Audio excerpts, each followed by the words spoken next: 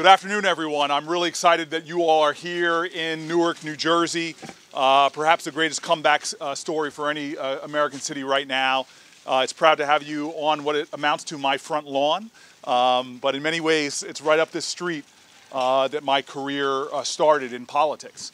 It was a bunch of tenant leaders who were perhaps, I always say I got my BA from Stanford, but my PhD on the streets of Newark.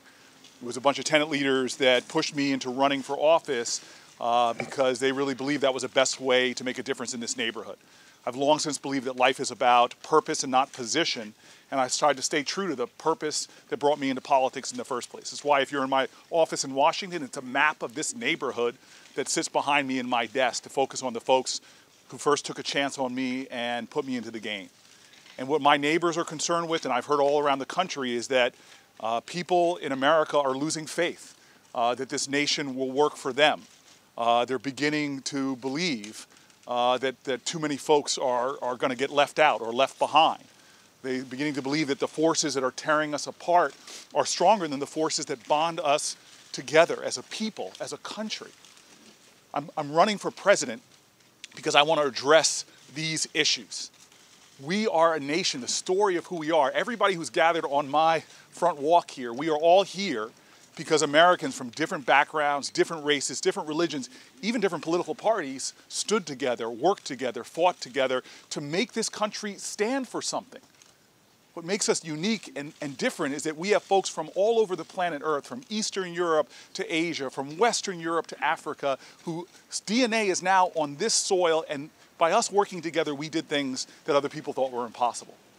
My parents' generation knew that if we came together, blacks and whites, Christians and Jews, we can upend Jim Crow.